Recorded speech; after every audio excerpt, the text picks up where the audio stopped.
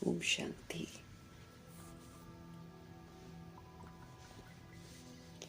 मीठे बाबा कहते हैं, हमें हमेशा याद रखना है कि हम आत्माएं हैं और हमें हमेशा याद रखना है कि हम परमात्मा की संतान हैं।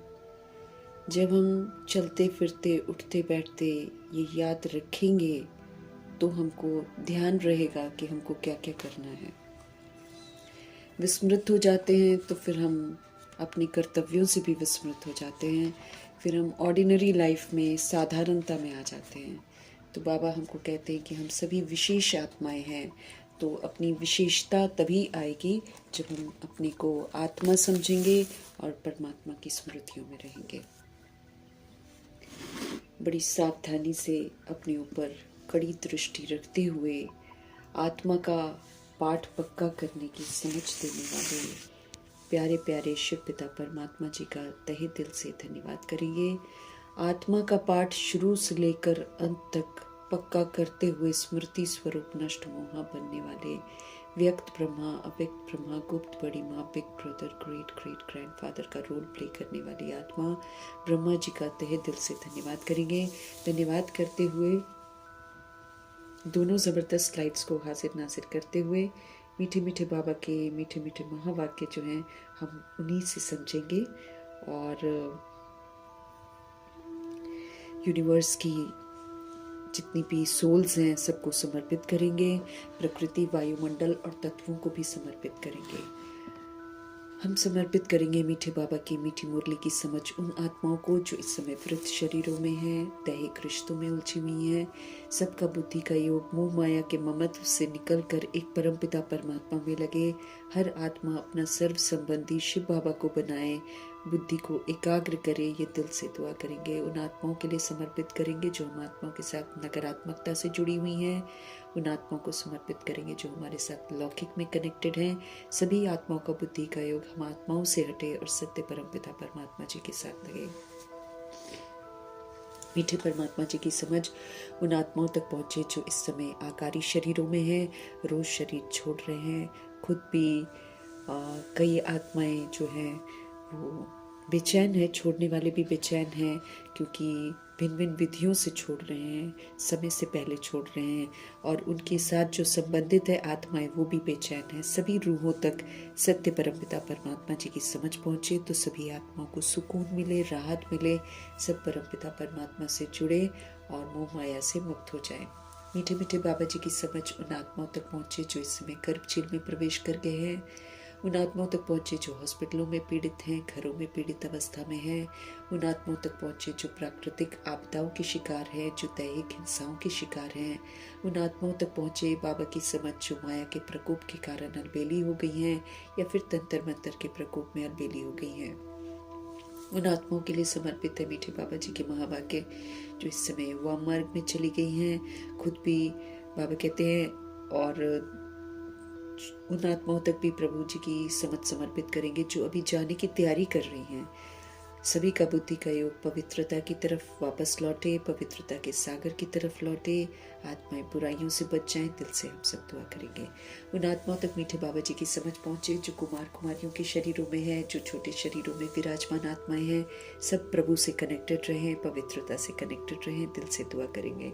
उन आत्माओं के लिए प्रभु जी की समझ समर्पित करेंगे जो अपनी संस्था बनाकर बैठे हैं, खुद भी गुमराह हैं, दूसरों को भी गुमराह कर रहे हैं। उन आत्माओं तक प्रभु जी की समझ पहुँचे जो भिन्न भिन्न सत्ताओं में बटे हुए हैं, राज्य सत्ता, धर्म की सत्ता, भक्ति की सत्ता, विज्ञान की सत्ता, मठपंथों की सत्ता, भिन्न भिन्न वर्गों की जो सत्ताएं हैं। सभी आत्माओं का बुद्धि का योग जो है सत्य परमपिता परमात्मा जी की तरफ लौटे। ये दिल से हम सब दुआ करेंगे।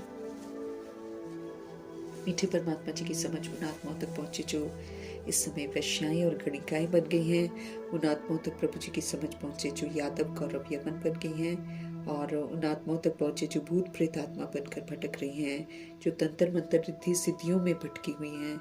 सभी आत्माओं का बुद्धि का योग तमाम बुरे कामों से हटकर सत्य परमपिता परमात्मा की तरफ लौटे। हर आत्मा अपने स्वधर्म में लौटे। ये दिल से हम सब दुआ करेंगे। उन आत्माओं तक प्रभु जी की समझ पहुँचे जो इस समय तस्करियाँ कर रहे हैं, ह्यूमन फ्लैश, एनिमल फ्लैश खा रहे हैं। सभी को इन कामों से विराग आए, हर आत्मा सत्यता की तरफ लौटे, पवित्रता की तरफ लौटे। दिल से दुआ करेंगे। उन आत्माओं तक प्रभु जी की समझ पहुंचे जो भिन्न भिन्न नशों में धुत हैं। सभी नशों से बाहर निकलकर आत्माएं अब ईश्वरीय नशे में आ जाए, ये दिल से हम सब दुआ करेंगे। मीठे मीठे बाबा जी की समझ उन आत्माओं तक पहुँचे, उन जगहों तक पहुँचे, उन एरियाज तक पहुँचे जहाँ पर बाबा की समझ पहुँची नहीं है, या फिर आत्माएं सुनना ही नहीं चाहती हैं। सबके अंदर इस कलयुग दुनिया से वैराग आए और सबको सत्य को जानने की चाहना जागे। ये दिल से हम सब दुआ करेंगे। हम सभी आत्माएं अपने लिए भी दुआ करेंगे कि जो मीठे परमात्मा हम आत्माओं को समझा रहे हैं वो समझ हम आत्माओं की बुद्धि में, चित्त में अच्छी तरह बैठे और हम आत्माएं उसको अमल में लाकर स्व परिवर्तन करके विश्व परिवर्तन में अपना पूरा सहयोग दें। इन्हीं दुआओं के साथ हम सब देखेंगे हमारे मीठे मीठे परमपिता परमात्मा जी आज हम आत्माओं को किस विधि से स्व परिवर्तन करने की समझ देते हैं। मीठे मीठे बाबा बोले, मीठे बच्चे, तुमने अपनी जीवन डोर एक बाप से बांधी है। अब चेक कर लेना है कि हमने कितना अपनी डोर को बांधा है। लेकिन बाबा तो इसी नजरों से देखते हैं कि हम सभी अपनी जीवन डोर जो है अब हमने एक बाप से बांधी है। तुम्हारा कनेक्शन अब एक से है और एक से ही तोड़ निभाना है।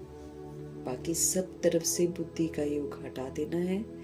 अब एक से निभाना है। हमको याद रखना है हम आत्माएं हैं और हम आत्माओं का परमपिता परमात्मा के सिवाय कोई नहीं है। बाकी ये सृष्टि रूपी नाटक है। यहाँ पर शरीर रूपी ड्रेस लेकर हम लोग पाठ बजाते हैं, लेकिन वो पाठ जो है वो तो सिर्फ एक खेल है, वो कोई सत्य नहीं है। सत्यता यही है कि हम सोल्स हैं। सत्यता यही है कि परमात्मा के बच्चे हैं। सत्यता यही है कि हम इस सृष्टि रूपी ड्रामा के एक्टर्स हैं। यहाँ पर हम मेहमान हैं, सिर्फ खेल खेलते हैं। फिर एक समय आता है जब वापस घर जाना होता है। जब खेल बिगड़ जाता है तो फिर यहाँ रहने की इजाज़त नहीं मिलती है, क्योंकि सृष्टि पुनः सारी गंदगी को साफ करने की तैयारी करती है। इसलिए उससे पहले परमपिता परमात्मा हम आत्माओं को एक मौका देते हैं ताकि हम अपनी गलतियों को सुधारें। हम इस सृष्टि को जैसे हमने खराब बनाया है, अब उसको पवित्रता के सागर के साथ कनेक्ट होकर उसको अच्छा बनाए। तो सब तरह के प्रदर्शन, परचिंतन, परदोष, इन सब चीज़ों से हमको मुक्त होना है। अब हमको बाह्य मुक्ता से हटकर अंतर्मुखी होकर परमपिता परमात्मा जी के संसार में रहना है और अपने आप को फिर से पवित्र बनाना है। तो भगवान के संग रहकर ही हम पवित्र बन सकते हैं। भगवान के साथ रहकर ही हम स्व परिवर्तन करके विश्व परिवर्तन का कार्य कर सकते हैं। प्रभु के साथ रहकर ही हम सृष्टि को फिर से पावन बना सकते हैं, सतो प्रधान बना सकते हैं। और हम मीठे बाबा के साथ रहकर ही सतोगुणी बन सकते हैं। मीठे बाबा के साथ रहकर ही हम सारे गुणों से संपन्न बन सकते हैं। हम संपूर्ण निर्विकारी बन सकते हैं। मीठे परमात्मा जी की याद से, उनके संग से ही हम सभी आत्माएं बेदाग हीरा बन सकते हैं, मर्यादा पुरुषोत्तम बन सकते हैं। हम संपूर्ण अहिंसक बन सकते हैं। हम स्मृति स्वरूप नष्ट मोहा बन सकते हैं। हम लौकिक अलौकिक के जो मोह माया के बंधन हैं उनसे हम उपराम हो सकते हैं। हम इतने शक्तिशाली हो सकते हैं कि जब विकारों का हमला होगा और जब प्रकृति के पांचों तत्वों का हमला होगा, जब हमें कुछ भी खाने को नहीं मिलेगा, जब हमें कुछ भी पीने को नहीं मिलेगा, तब के लिए भी जो तैयारी करनी है वो हम परमात्मा के साथ रहकर ही कर सकते हैं। हम फिर से पवित्र और योगी बन सकते। तो सब कुछ और भगवान जी के साथ रहकर, उनकी यादों में रहकर हम राइटियस मार्ग पर चल सकते हैं। हम सब तरह के विकर्मों से मुक्त हो सकते हैं और कोई विकर्म नहीं होंगे, बल्कि याद की यात्रा में रहकर जो 63 जन्म हमने बेसमझियाँ करी हुई हैं और ड्रामा की दृष्टि में हमने अपने हिसाब किताब बना रखे हैं, उन सारे हिसाब किताबों से भी हम मुक्त हो जाएंगे। ये तभी मुमकिन है जब हम अपने को आत्मा समझें और फिर हम अपने परमपिता परमात्मा जी को याद करें। तो ये जो इतनी सारी हमारे को प्राप्तियां होनी है, सर्व खजाने जो हमको मिलते हैं, हम फिर से धनवान बनते हैं। हम फिर से सुंदर जो जन्नत है जिसकी स्थापना बाबा करते हैं उसमें जाने की तैयारी करते हैं। और फिर सिर्फ हम अपने लिए नहीं, हम पूरे विश्व को परिवर्तन करने के निमित्त बनते हैं। हम परोपकारी बनते हैं, विश्व कल्याणकारी बनते हैं, शुभकामनाधारी बनते हैं, क्षमाशील बनते हैं, रहम दिल बनते हैं। ये सारी सुंदर सुंदर विशेषताएं जो हैं वो मीठे परमात्मा जी के साथ ही हम कर सकते हैं। वही हमको समझ देते हैं, वही हमको ताकत देते हैं। इसलिए मीठे मीठे परमात्मा हम आत्माओं को समझ दे रहे हैं कि हमने जो है अपनी डोर जो है प्रभु के हाथ में दे रखी है, बाबा जी के हाथों में दी है। अब उस डोर को कहीं हम इधर उधर न करें, इसका हमको पूरा पूरा ध्यान रखना है। तो मीठे मीठे बाबा बोल रहे हैं, मीठे बच्चे, तुमने अपनी जीवन डोर जो है वो एक बाप से बांधी है। तुम्हारा कनेक्शन जो है वो अब एक शिव पिता परमात्मा से ही है और एक से ही आपको तोड़ सारे निभाने हैं। उधर सारी जितने भी विस्तार हमने कर रखे हैं उस विस्तार को समेटना है और उधर से बुद्धि का योग तोड़कर अब एक परमपिता परमात्मा के साथ लगाकर तोड़ को निभाना है। मीठे बाबा का आज का प्रश्न है, संगम युग पर आत्मा अपनी डोर परमात्मा के साथ जोड़ती है, तो इसकी रस्म जो है वो अज्ञान में किस रीति से चलती आ रही है। संगम युग में शिव बाबा आते हैं। शिव बाबा के सारे कार्य एकदम श्रेष्ठ ते श्रेष्ठ हैं, इसलिए उनका यादगार जरूर ड्रामा में बनता है। लेकिन यादगार जितने भी बनते हैं वो स्थूल विधि से बनते हैं, तो उसके जो आध्यात्मिक अर्थ है वो शिव पिता परमात्मा आकर हमको समझाते हैं। तो आज स्पष्ट कर रहे हैं बाबा कि संगम युग पर हम सोल्स जो हैं अपनी जो डोर है वो हम परमात्मा के साथ जोड़ते हैं। तो ये जो रस्म है भगवान के साथ डोर जोड़ने की, इसकी रस्म अज्ञान काल में किस रीति से चलती आ रही है। उत्तर है,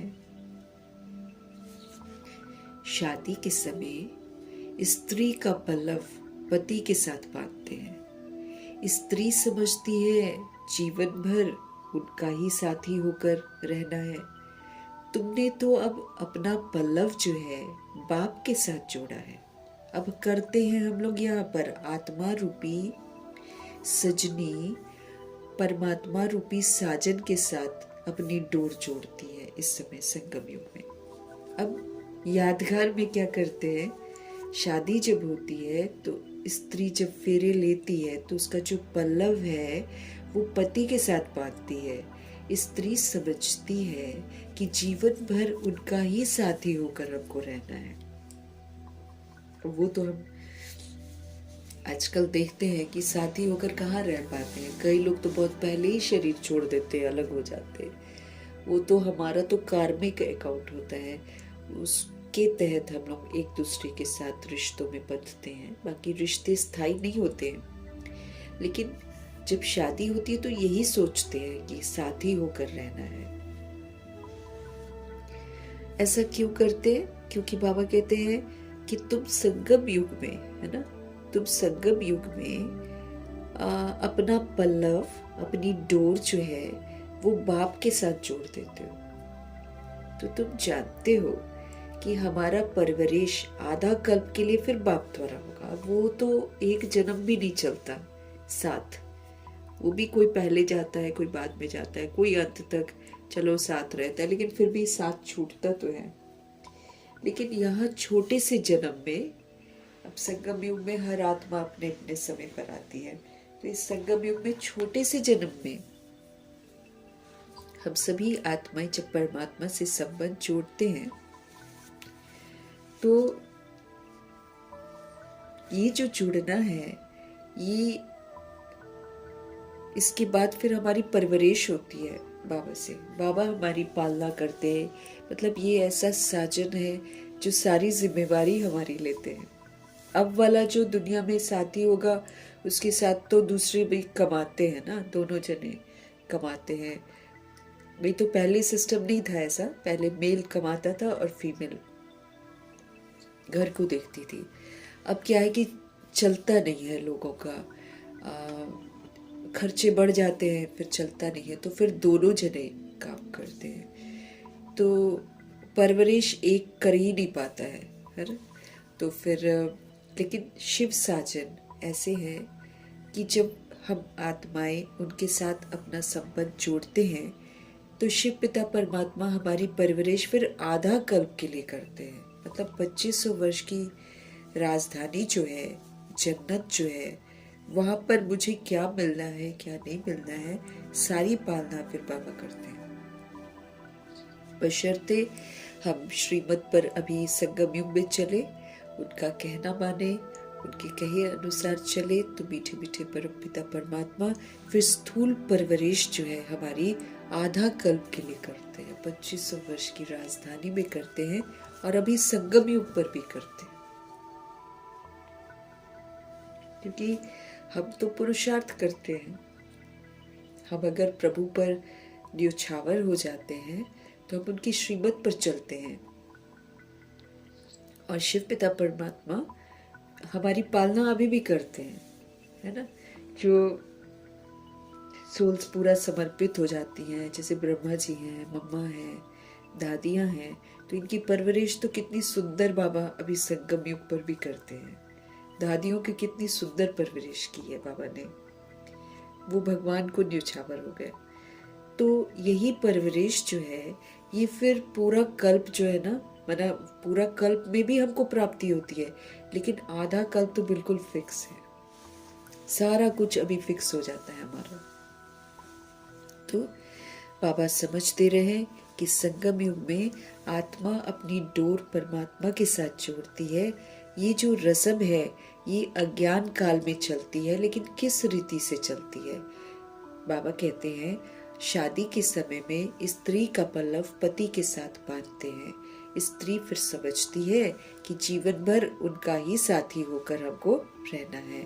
तुमने तो बाबा कहते हैं अब अपना पल्लव जो है शिव पिता परमात्मा के साथ जोड़ा है।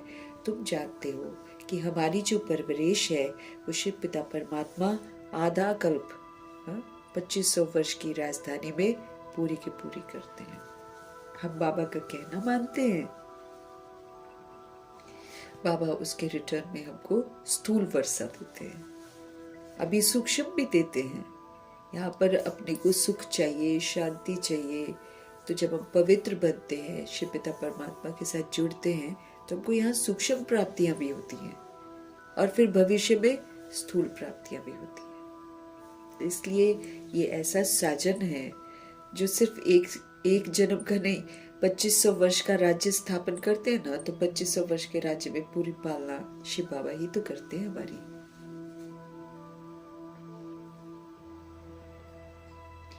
अब गीत भी डोर का है, जीवन डोर तुम्ही संग बांधी। गीत भी वही है, डोर बांधने की, मतलब अब सारा संबंध जो है हमारा शिव पिता परमात्मा के साथ है, तो इधर उधर अपना बुद्धि नहीं जाना चाहिए अब हमारा, जबकि साथी यही है। और किसी तरफ बुद्धि जाएगा भी तो हमको कुछ नहीं मिलने वाला है,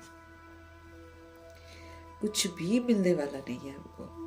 तो इसलिए अपना बुद्धि का योग जो है वो सारा का सारा शिव बाबा के साथ ही हमको लगाना है।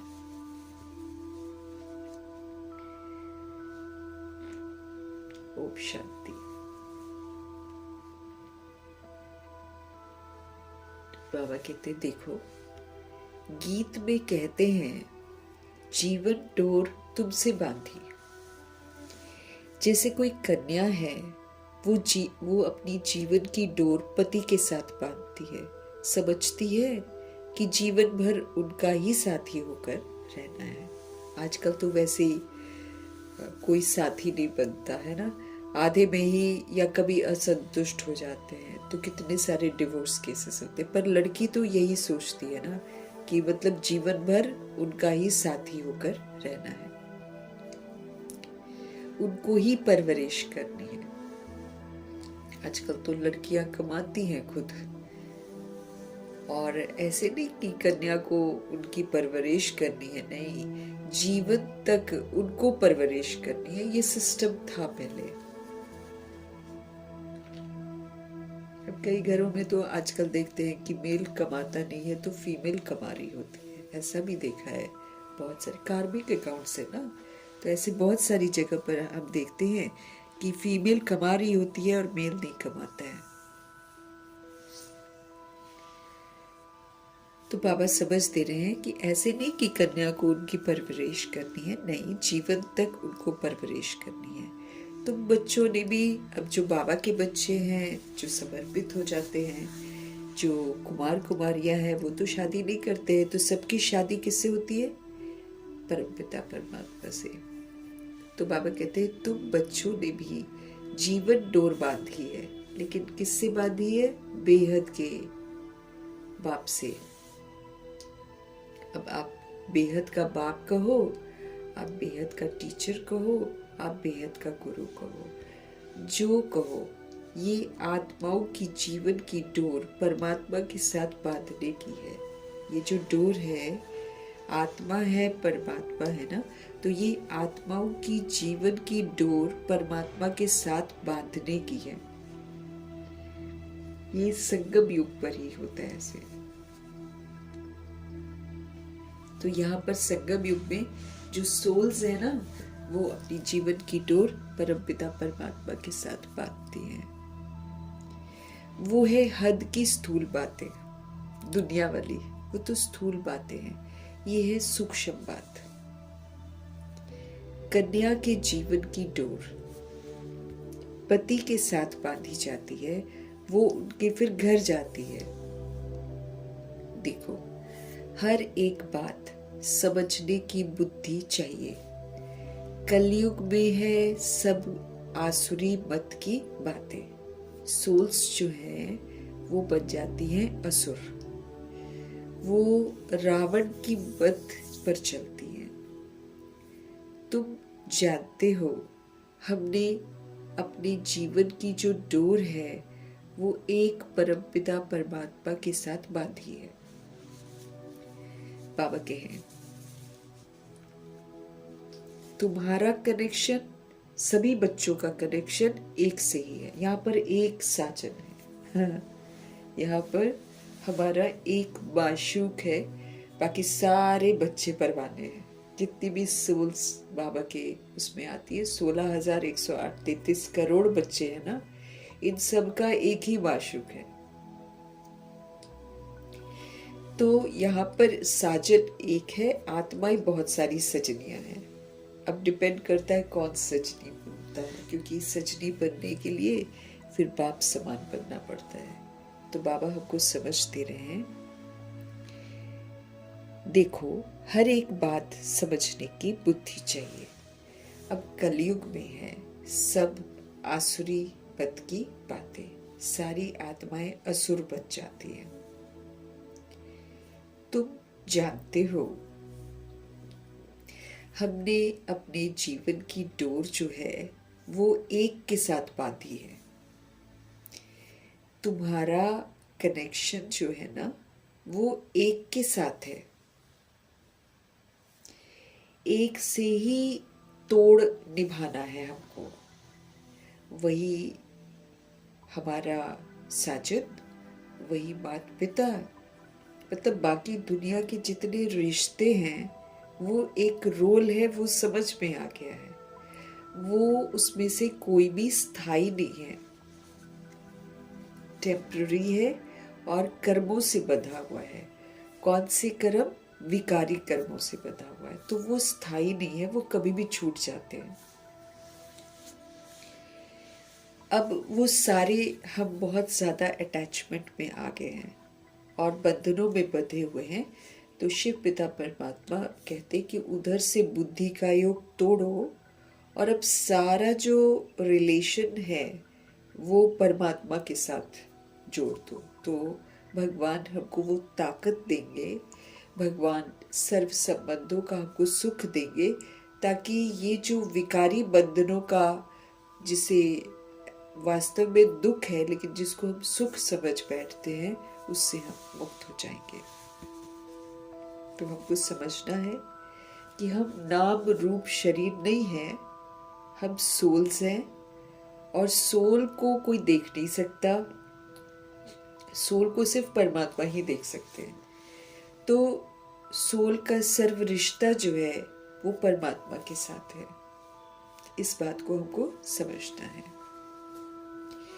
तो तुम्हारा जो कनेक्शन है, बाबा कहते वो एक से है, एक से ही सारा तोड़ निभाना है। क्यों? क्योंकि उनसे हमको बहुत अच्छा सुख मिलता है। भगवान जी से हमको बहुत अच्छा सुख मिलता है। वो तो हमको स्वर्ग का मालिक बनाते हैं। भगवान हमको सच्चा सुख देते हैं, वो सुख जिससे हम तृप्त हो जाते हैं। और कलयुग में आसुरी सुखों के पीछे भागते हैं। वो आसुरी सुख जो है वो हमको कभी भी तृप्त नहीं करता है। और सोल बस दौड़ती रहती है। कभी दोस्त बनाती है, कभी रिश्ते बनाती है, कभी पैसे के पीछे भागती है, बस भागती ही रह जाती है, लेकिन वो कभी भी तृप्त नहीं होती है। और उसका ये जो सारा भाग दौड़ है वो एक निराशा में परिवर्तित हो जाता है जब वो शरीर छोड़ती है। क्योंकि तब उसको बिल्कुल ही असलियत समझ में आती है कि ये तो मैं व्यर्थ की दौड़ दौड़ रही थी, है ना। ये वाला फीलिंग उसके अंदर आता है।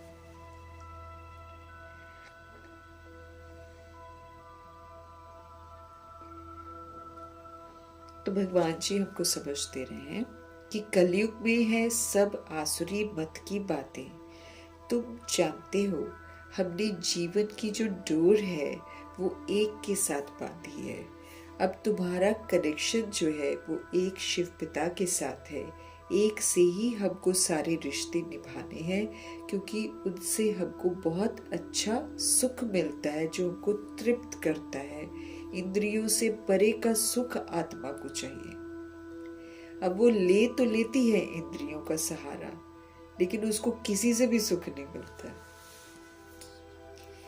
इसलिए अब उसे परमात्मा से जब वो संबंध जोड़ती है तब जाकर उसको सुकून मिलता है, उसको राहत मिलती है, उसको इंद्रियों के परे का सुख मिलता है। वो तो बाबा तो हमको स्वर्ग का मालिक बनाते हैं, तो ऐसे बाप की श्रीमत पर तो हमको चलना चाहिए ना। ये है रूहानी डोर। हम रूहें हैं और सुप्रीम रूह के साथ मैंने डोर बांधी हुई है, तो इसको रूहानी डोर बोलते हैं। दुनिया में जिस्मानी डोर होती है ना।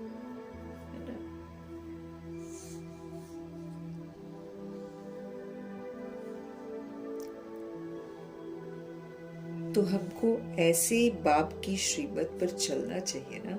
ये है रूहानी डोर। रूह ही श्रीमत लेती है। जो रूह है ना वही तो श्रीमत लेती है। हम रूहें तो सुन रही हैं मुरली, और हम रूहें ही श्रीमत लेती हैं बाबा की। आसुरी मत लेने से तो हम नीचे गिरे हैं। भगवान जी ने हमको सीढ़ी का चित्र बनवा के अच्छे से स्पष्ट किया है कि जब हमने जिस्मानी सहारे बनाए हैं ना, तो उससे तो हम नीचे ही गिरे हैं। आसुरी मत जब हमने ली है, जब रावण की मत हमने ली है और विकारी रिश्ते जोड़े हैं, तो शरीर के साथ जब हमने रिश्ता जोड़ा है तो हम नीचे ही गिरे हैं। अब रूहानी बाप की श्रीमत पर हमको चलना चाहिए। अब देख लिया कि गिर गए हम, सारा बाबा ने स्पष्ट कर दिया कि कैसे हम गिरे। तो जब गिरने का कारण जो है, जब हमको समझ आ गया है, तो फिर दोबारा थोड़ी हमको गिरना चाहिए। तो बाबा कहते हैं आसुरी मत लेने से तो आप नीचे ही गिरे हो। अब रूहानी बाप की श्रेष्ठ मत पर हमको चलना चाहिए। गिर कर देख लिया, दुखी हुए, अशांत हुए, असंतुष्ट हुए, तो अभी फिर दोबारा ये गलती नहीं करनी चाहिए हमको ना। शिव बाबा ये उम्मीद रखते हैं हमसे। तुम जानते हो हम अपनी आत्मा की जो डोर है वो परमात्मा के साथ पाते हैं तो हमें उनसे 21 जन्म सदा सुख का वर्षा मिलता है। तुम जानते हो, हम अपनी आत्मा की जो डोर है वो परमात्मा के साथ जब बांधते हैं तो हमें उनसे 21 जन्म, एक जन्म संगम युग में भी हमको सुख मिलता है, अनुभूतियां मिलती हैं, सर्व संबंधों की अनुभूति हम करते हैं बाबा के साथ, और फिर 20 जन्म, 8 जन्म सचखंड में और 12 जन्म त्रेता युग में। ये जो 2500 वर्ष की राजधानी है, इसमें सदा सुख का वर्षा मिलता है। वहां दुख का नाम निशान नहीं है, इतना सुख है वहां पर। सुख बोलते ही बाबा कहते उसको है जहां पर दुख ना हो। इस दुनिया में पैसा है, शोहरत है, बंगले हैं, तो भी दुख तो है, डर भी है, दुख भी है। और फिर चूंकि दूसरों को लूट कर इतने धनवान बनते हैं तो अंदर से खोखलापन तो रहता ही है, खुश नहीं रह पाती है सोल्स। तो तुम जानते हो कि हम अपनी आत्मा की जो डोर है वो परम पिता परमात्मा के साथ बांधते हैं तो हमें उनसे 21 जन्मों के लिए सदा सुख का वर्षा मिलता है, हमेशा सुख का वर्षा मिलता है। उस अल्पकाल की जीवन डोर से तो नीचे ही गिरते आए हैं। वो जो अल्पकाल की डोर होती है ना, कोई पूरा साथ निभाता है अंत तक, चलो कई लोग साथ होते हैं और कोई बीच में ही छोड़कर चले जाते हैं। किसी की कैसी जर्नी है, किसी की कैसी जर्नी है, और किसी का कार्मिक अकाउंट से हम बनते हैं। वो तो कार्मिक अकाउंट है। तो बाबा कहते हैं वो तो अल्पकाल की जीवन डोर है, उसमें भी जुड़ते हैं तो जरूरी नहीं है कि शांति से रहते। असंतुष्टता, लड़ाई झगड़े, मारपीट, डिवोर्स, ये सारा कुछ आजकल कलयुग में होता है। तो वो अल्पकाल की जीवन डोर है, थोड़े समय के लिए बस अच्छा सोचते हैं, चाहे कुछ करते हैं, लेकिन उसके बाद फिर वही लड़ाई झगड़े शुरू हो जाते हैं। तो बाबा कहते वो जो तुम अल्पकाल की जीवन डोर बांधते हो उससे सोल का तो घात होता रहता है, इसीलिए नीचे ही हम गिरते हैं।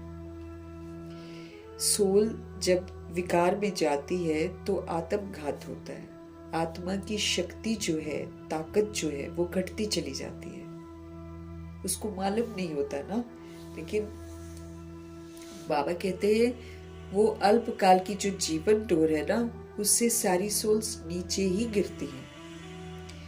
ये 21 जन्मों के लिए गारंटी है, लेकिन भगवान जी के साथ अगर हम एक जन्म के लिए, छोटा सा जन्म है, अगर हम एक जन्म के लिए अपने परम पिता परमात्मा जी के साथ डोर बांधते हैं तो ये तो 21 जन्म का सुख मिलता है हमको।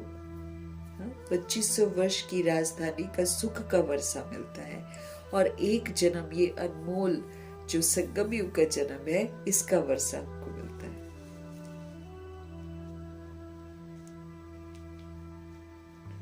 उस अल्पकाल की जीवन डोर से तो हम नीचे ही गिरते आए हैं, और ये 21 जन्मों के लिए शिव पिता परमात्मा की गारंटी है कि ये जो एक संगम युग का जन्म है, इसमें बाबा पूरा साथ निभाते हैं, और फिर 20 जन्म 2500 वर्ष की राजधानी में जो प्रारब्ध देते हैं वो ऐसी प्रारब्ध है जिस पर ऐसी स्टैंप लग जाती है, कोई ले ही नहीं सकता है। भगवान जी के राज्य में कोई दूसरा प्रवेश कर ही नहीं सकता, इस कदर वहां गारंटी है। बाबा कहते 21 जन्मों के लिए गारंटी है। तुम्हारी कमाई कितनी जबरदस्त है, इसमें गफलत नहीं करनी चाहिए। बाबा हमें समझ दे रहे हैं कि ये जो 21 जन्मों की कमाई है, ये बड़ी जबरदस्त कमाई है। अनुभूतियां सारी संगम युग में, और स्थूल प्रारब्ध सारी की सारी हमको मिलती है नई दुनिया में। तो भगवान जी कहते हैं इतनी जबरदस्त कमाई है तुम्हारी, इसमें तुमको गफलत नहीं करनी चाहिए। माया जो है ना, ये बहुत गफलत कराती है, क्योंकि आदतें जो है हमारी वो दैहिक थी, है ना, बाबा से मिलने के पहले 63 जन्मों की दैहिक आदतें हैं जो धीरे धीरे पक्की होते होते कलयुग में तो बिल्कुल पक्की हो गई है कि हमको आत्मा का पाठ पक्का करके नेचुरल आत्मा समझकर चलने फिरने में कितनी मेहनत लग रही है। तभी तो बाबा को पढ़ाना पड़ रहा है रोज रोज। तो भिन्न भिन्न विधियों से बाबा समझाते हैं, लेकिन वो दैहिक आदतें जो है वो जल्दी छूटती नहीं है। तो छूटती नहीं है, फिर जो कभी कमजोरियां हमने यूज कर रखी हैं, माया उन्हीं का आधार लेकर हमको जब देखती है कि इसने कमजोरी अभी भी रखी हुई है तो वहीं पर अटैक करती है। एक्चुअली वो वही तो हमको बताती है कि हम कहाँ तक निखरे हैं। उसको नेगेटिव में नहीं लेना है, उसी को तो जीतना है। अब वो आएगी हमारी कमी कमजोरियां लेकर, बस हमको कमी कमजोरियों को यूज नहीं करके माया जीत बनना है। तो माया भी बाबा कहते तुमसे विदाई लेने के लिए आती है, लेकिन तुम उसे छोड़ते ही नहीं हो। तुम उसको चाय पानी पिलाते रहते हो, फिर वो सोचती है इसमें तो अभी भी कमी है। तो एक्चुअली वो हेल्पर ही है हमारी। वही तो बताती है कि हम कहाँ कहाँ अभी भी फंसे पड़े हैं, कहाँ कहाँ सूक्ष्म कमजोरियां हैं जो हमको बिल्कुल ही नीचे गिरा देती है। तो बाबा कह रहे हैं माया गफलत बहुत कराती है, मतलब अलबेला बना दिया, टाइम पास करवा दिया, है ना, कलयुग में फंसा दिया। अगर हमको कलयुग की कोई भी चीज में आकर्षण होगा, इंटरेस्ट होगा, बार बार हमारा बुद्धि का योग उधर ले जाएगी और भगवान से जुड़ने नहीं देगी। फिर पुरानी आदतें जो पर चिंतन प्रदर्शन की कर रखी होंगी उसमें उलझा देगी। उसको देख लो, उसके बारे में सोच लो, अब उतनी देर में मेरा कितना वक्त बर्बाद जाता है। और फिर सबसे बड़ी बात है कि जब हम पर चिंतन प्रदर्शन में जाते हैं तो हम कितनी देर हमको नॉर्मल होने में लगता है, फिर से बाबा की तरफ लौटने में बहुत मेहनत लगती है। कोई भी चीज, जैसे मम्मा हमको समझा रही हैं कि जब हम बाबा की श्रीमत की अवज्ञा करते हैं तो भगवान से दूर चले जाते हैं, दूर होते चले जाते हैं। और भगवान से दूर होते चले जाना मतलब बिल्कुल आसुरी खतरों में फंस जाना। फिर तो वो रक्षा नहीं करेंगे ना, दिल से हम दूर हो जाते हैं।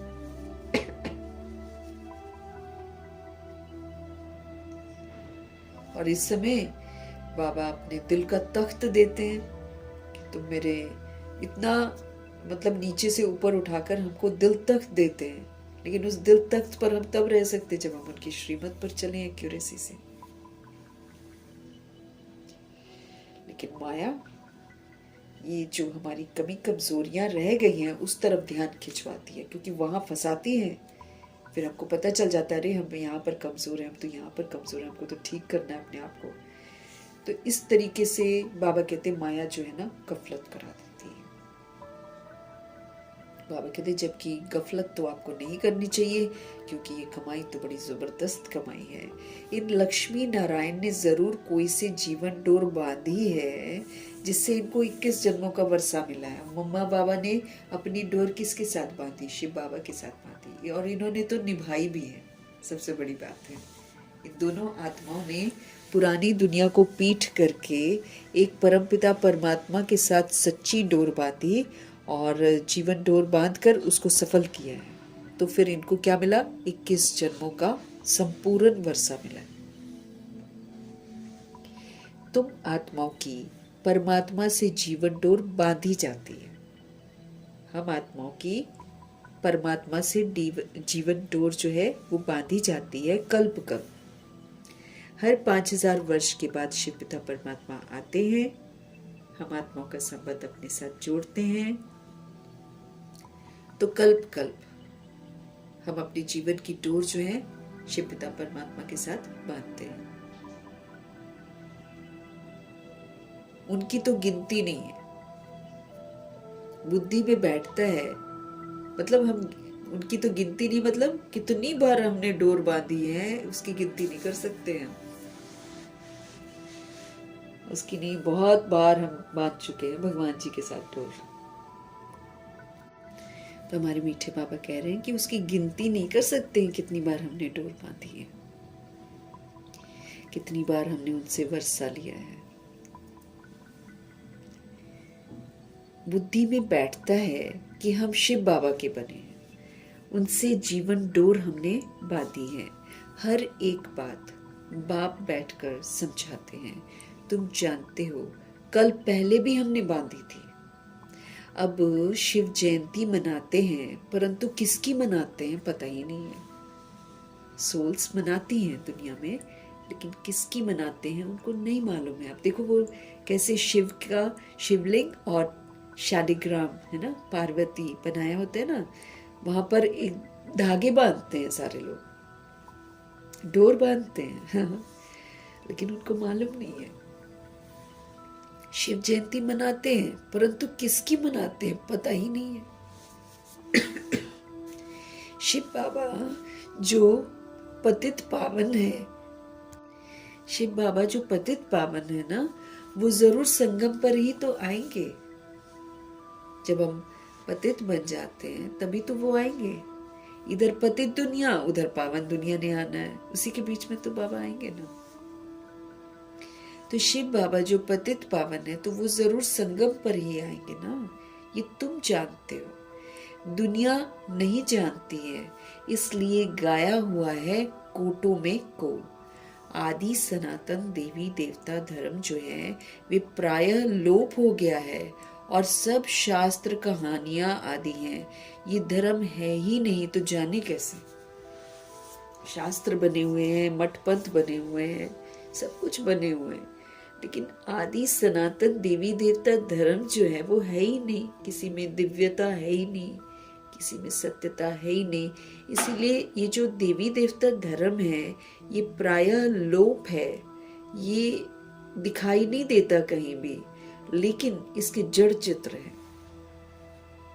देवी देवताओं के जड़ चित्र हैं, मंदिर बने हुए हैं, लेकिन वो धर्म मौजूद नहीं है, इसलिए इसको प्रायः लोप बोलते हैं। छिपा हुआ है, यादगार है, लेकिन असल में वो चीज नहीं है।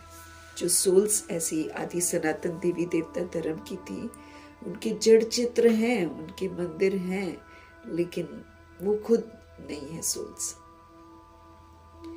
और सब शास्त्र कहानियां आदि हैं, ये धर्म है ही नहीं तो फिर जाने कैसे है। अभी तुम जीवन की डोर बांध रहे हो, आत्माओं की परमात्मा के साथ डोर जुटी हुई है, इसमें शरीर की तो कोई बात ही नहीं है।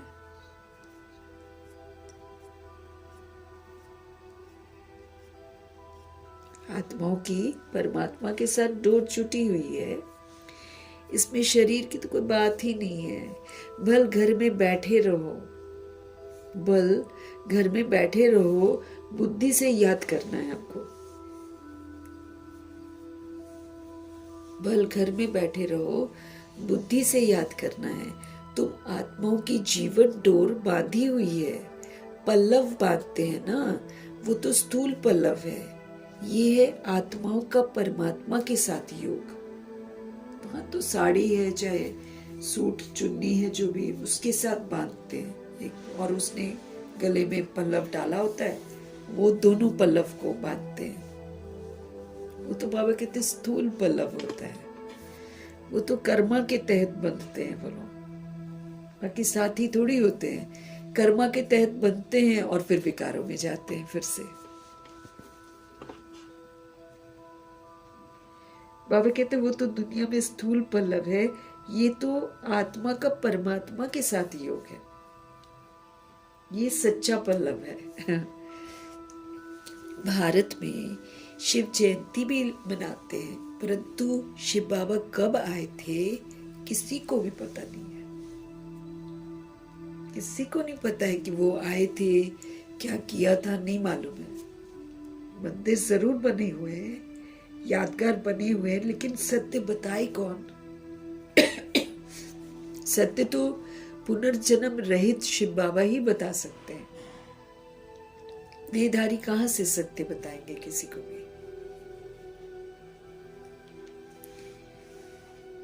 तो वो तो स्थूल पल्लव है, ये है आत्माओं का परमात्मा के साथ योग। भारत में शिव जयंती भी मनाते हैं, परंतु शिव कब आए थे किसी को भी पता नहीं।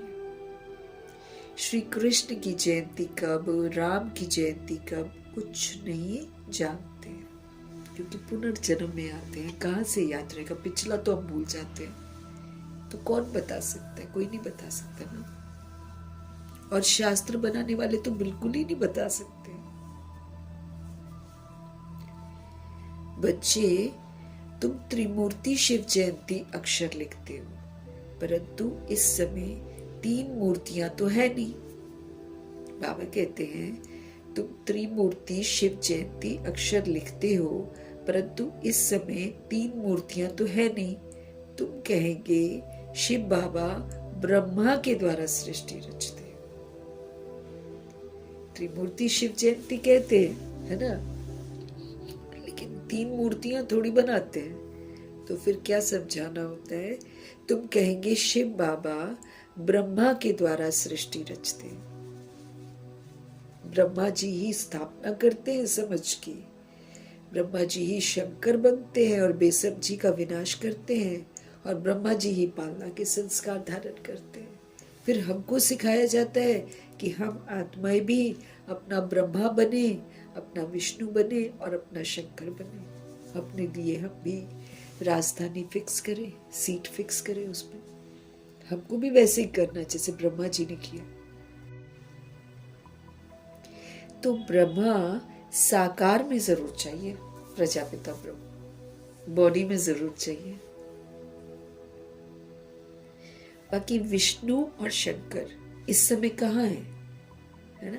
वो धरा पर तो नहीं होते।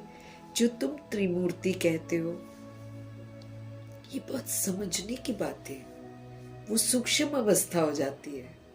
प्रजापिता ब्रह्मा पुरुषार्थी ब्रह्मा है, पढ़ते भी हैं, पुरुषार्थ भी करते हैं, सेवा भी करते हैं, ज्ञान योग धारणा भी करते हैं, योग भी लगाते हैं, सब कुछ करते हैं प्रजापिता ब्रह्मा।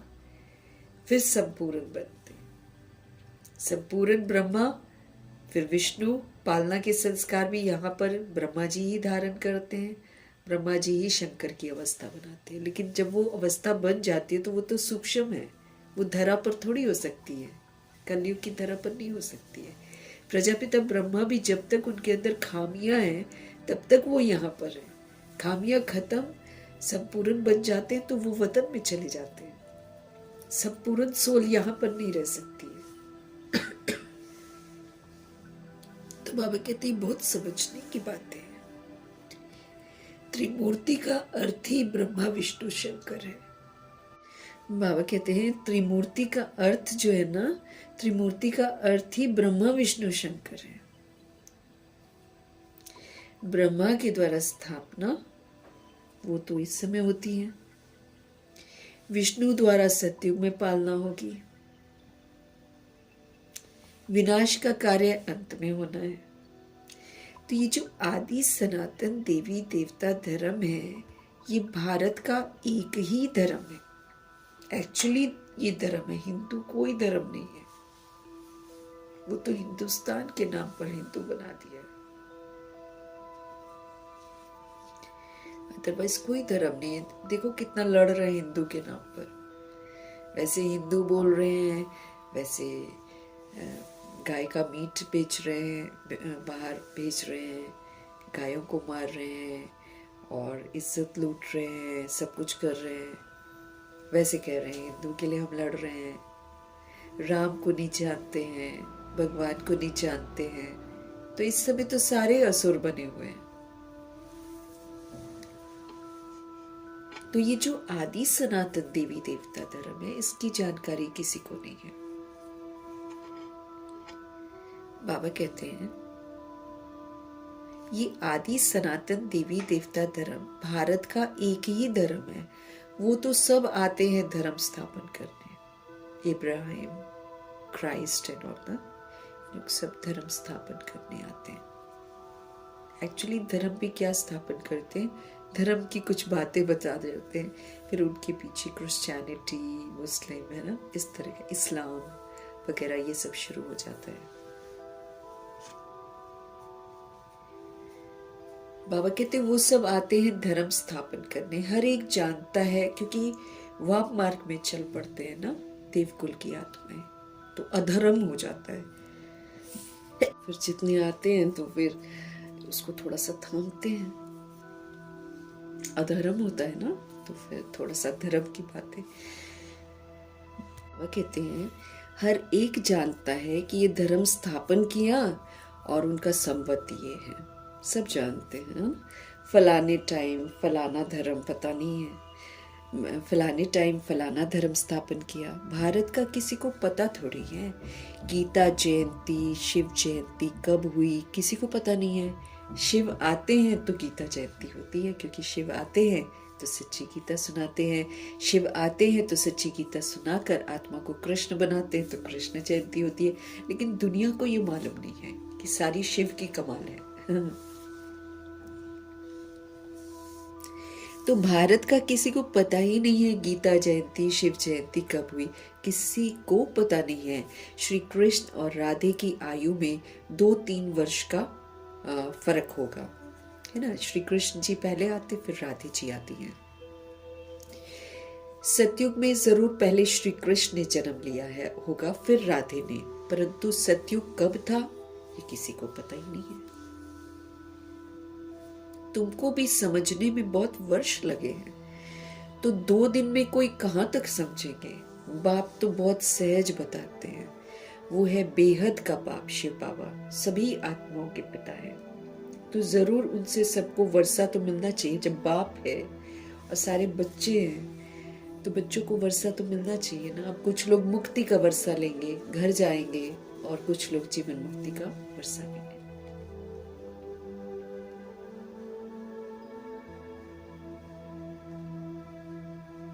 बाबा कहते हैं बेहद का बाप है शिव बाबा, तो जरूर फिर सारी सोल्स को उनसे वर्षा मिलना चाहिए ना, सब उनके बच्चे हैं।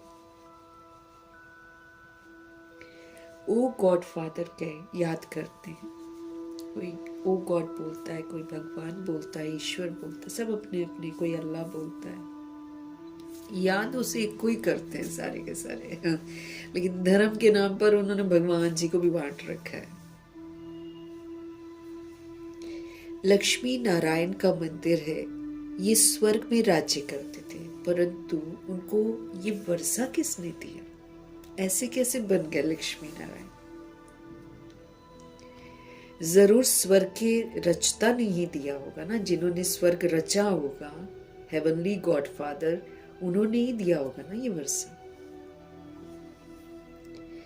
परंतु कब दिया, कैसे दिया, कोई नहीं जानते। तुम बच्चे जानते हो, जब सतयुग था और कोई धर्म था ही नहीं। तुम जानते हो, जब सतयुग था और कोई धर्म नहीं था। सतयुग में हम पवित्र थे, कलयुग में हम पतित हैं। तो संगम पर ज्ञान दिया होगा, सतयुग में नहीं।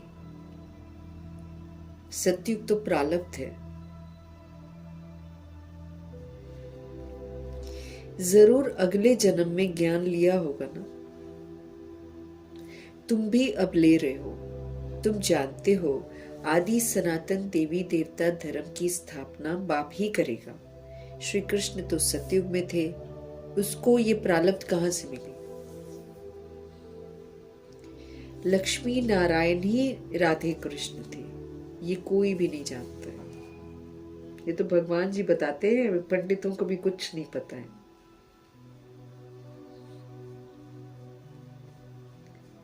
राधे और कृष्ण बचपन का नाम है, यही बड़े होते हैं, स्वयंवर होता है तो ये लक्ष्मी नारायण नामकरण होता है।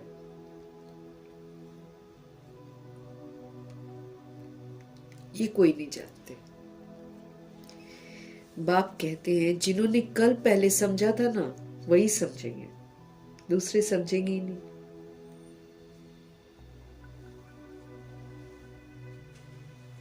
ये सैपलिंग लगता है, हम असुर बन जाते हैं, उसी में से तो बाबा बच्चों को अडॉप्ट करते हैं। जैसे जैसे हम लोग बाबा के पास आते हैं, फिर बाबा एक नई सैपलिंग लगाते हैं। मोस्ट स्वीटेस्ट झाड़ का कलम लगता है। अभी जो देवी देवता है, झाड़ है, ये बहुत स्वीट है। तो स्वीट गॉडफादर आकर मोस्ट स्वीटेस्ट झाड़ का कलम लगाते हैं। तुम जानते हो, आज से 5000 वर्ष पहले भी बाप ने आकर मनुष्य से देवता बनाया था। आज से 5000 वर्ष पहले भी श्री बाबा ने आकर क्या किया था? मनुष्य से देवता बनाया था। अभी तुम ट्रांसफर हो रहे हो, तो उसके लिए क्या करना पड़ेगा? पहले ब्राह्मण बनना है। बाजुली खेलते हैं ना, बाजुली खेलते हैं तो चोटी तो जरूर आएगी। सबसे टॉप में चोटी है ना, जैसे इधर से कलयुग खत्म और उधर से सतयुग का आगमन, बीच में वो क्या कहते हैं, संगम युग। तो गोल गोल गोल गोल चक्र घूमते हैं। बाबा कहते हैं अभी तुम ट्रांसफर हो रहे हो तो पहले आपको ब्राह्मण बनना है। पुराने से आसुरीपन से मर्जीवा बनना है। तो पहले आपको ब्राह्मण बनना है। बाजुली खेलते हो ना, तो बाजुली खेलते हैं तो चोटी जरूर आएगी। बरोबर हम अभी ब्राह्मण बने हैं, बरोबर हम अभी ब्राह्मण बने हैं। यज्ञ में तो जरूर ब्राह्मण ही चाहिए। ये शिव व रुद्र का यज्ञ है,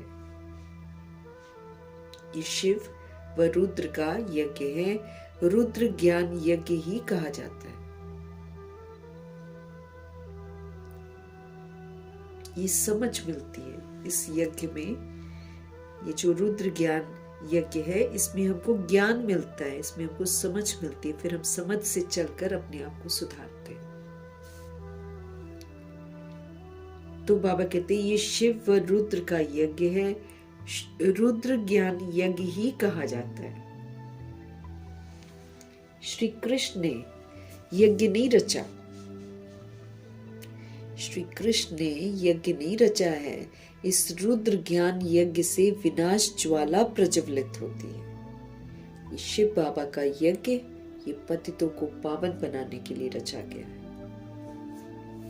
रुद्र शिव बाबा हमारे निराकार हैं। अब वो यज्ञ कैसे रचे? जब तक वो मनुष्य तन में नहीं आएंगे तो वो कैसे रचेंगे? और वो फिर अपने लिए तन लेंगे तो फिर तो हम जैसे बन जाएंगे।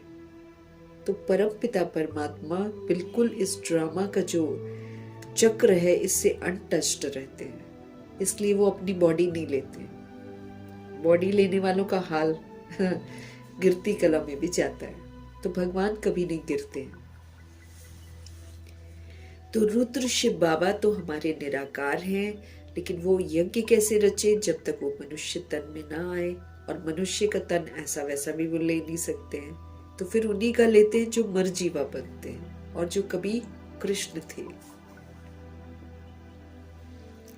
तो रुद्र शिव बाबा निराकार है। वो यज्ञ कैसे रचे? जब तक मनुष्य तन में ना आए, मनुष्य ही यज्ञ रचते हैं। सूक्ष्म व मूल वतन में ये बातें नहीं होती हैं।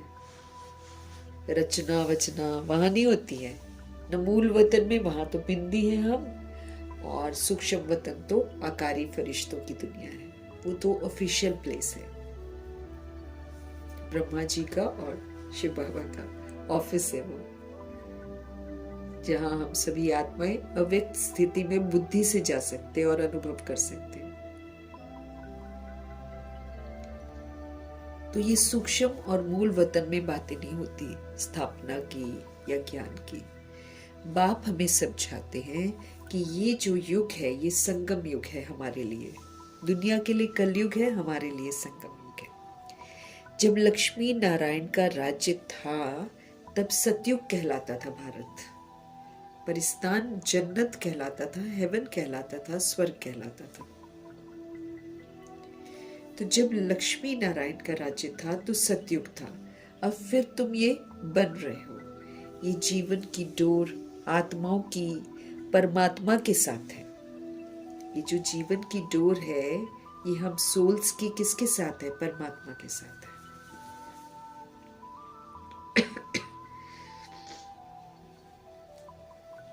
अब ये डोर क्यों बांधी है? सदा सुख का वर्षा पाने के लिए बांधी है। ये डोर हमने क्यों बांधी है? सदा का सुख का वर्षा पाने के लिए बांधी है। तुम जानते हो बेहद के बाप द्वारा हम ये लक्ष्मी नारायण बनते हैं। शिव बाबा ऐसा बनाते हैं। बाप ने समझाया है, तुम सो देवी देवता धर्म के थे। अब कितना हम इसको इमर्ज रखते हैं, कितना हम देवी देवता धर्म की विशेषताओं को धारण करते, वो हमारे ऊपर। भगवान याद सबको दिलाते हैं। बाप ने समझाया है कि तुम सो देवी देवता धर्म के थे। तुम्हारा राज्य था। पीछे तुम पुनर्जन्म लेते लेते क्षत्रिय धर्म में आए। सूर्यवंशी राजाएं चली गई, फिर चंद्रवंशी आए। तुमको मालूम है हम ये चक्र कैसे लगाते हैं? फिर और नीचे आते तो वैश्य बनते हैं, फिर शूद्र बन जाते हैं। तो पीछे तुम पुनर्जन्म लेते लेते सूर्यवंशी से क्षत्रिय धर्म में आ जाते हो। सूर्यवंशी राजाएं चली गई, फिर चंद्रवंशी आए। तुमको मालूम है कि हम ये चक्र कैसे लगाते हैं? इतने इतने जन्म लिए। भगवान वाच, हे बच्चे, तुम अपने जन्मों को नहीं जानते हो। बाबा फिर हमको बोलते, बच्चे तुम नहीं जानते हो अपने जन्मों को, मैं जानता हूं। अब इस समय इस तन में दो मूर्ति है। ब्रह्मा जी के तन में ब्रह्मा की आत्मा और शिव परम आत्मा। इस समय दो मूर्ति इकट्ठी है। जब मुरली चल रही है तो ब्रह्मा और शिव। शंकर तो कभी पाठ में आते नहीं है, वो तो ब्रह्मा जी की सूक्ष्म अवस्था है, वो धरती पर नहीं आते शंकर जी। बाकी विष्णु सतयुग में है। अभी तुम ब्राह्मण सो देवता बनेंगे। अभी हम ब्राह्मण सो देवता बनेंगे। हम सो का अर्थ वास्तव में यही है। अब उन्होंने कह दिया है आत्मा सो परमात्मा। यहाँ बाबा समझाते हैं कि हम सो ब्राह्मण, हम सो फरिश्ता, फिर हम सो देवता। ये तो भगवान जी हमको समझाते हैं। लेकिन दुनिया में हम सो का अर्थ बोल देते हैं हम आत्मा सो परमात्मा। हाँ, हम ही परमात्मा है। अब परमात्मा सो आत्मा, कितना फर्क है। रावण के आने से ही रावण की मत शुरू हो जाती है। देह अभिमान आता है ना। रावण क्या है? देह का भान, देह का अभिमान। अब ये जैसे हमारी बुद्धि के अंदर आता है, इसकी मत शुरू हो जाती है रावण की। तो रावण के आने से ही रावण की मत शुरू हो गई। सतयुग में तो ये ज्ञान ही प्राय लोप हो जाएगा। बाबा कहते हैं ये सब होना ड्रामा में नूत है। तब तो बाप आकर स्थापना करे। ये सब होना ड्रामा में नूंद है ना, तब तो बाप आकर स्थापना करे। अभी है संगम। बाप कहते हैं मैं कल्प कल्प कल्प के संगम पर आकर तुमको मनुष्य से देवता बनाता हूं। क्या कहते हैं? कल्प कल्प, मैं कल्प कल्प कल्प के संगम पर आकर तुमको मनुष्य से देवता बनाता हूं। मैं ज्ञान यज्ञ रचता हूं।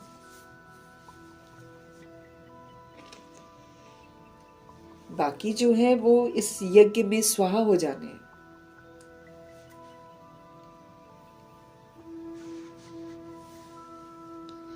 तो बाप कहते हैं मैं कल्प कल्प कल्प के संगम युग पर आकर तुमको मनुष्य से देवता बनाता हूं, ज्ञान यज्ञ रचता हूं। बाकी जो है वो इस यज्ञ में स्वाहा हो जाने हैं।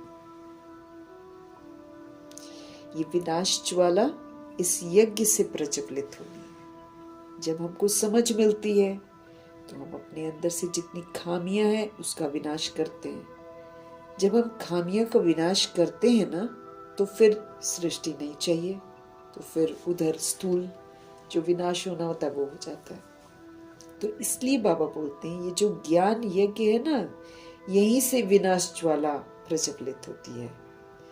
हम करते हैं सूक्ष्म विनाश खामियों का, आसुरीपन का, लेकिन ये हम करते हैं अहिंसक, तो फिर उधर हिंसा करके सारी दुनिया को खत्म कर देते।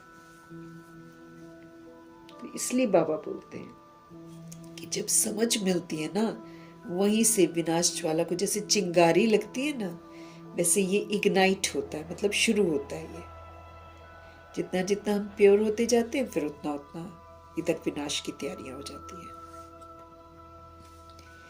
बाबा कहते हैं पतित दुनिया का तो विनाश होना ही है, नहीं तो पावन दुनिया कैसे हो।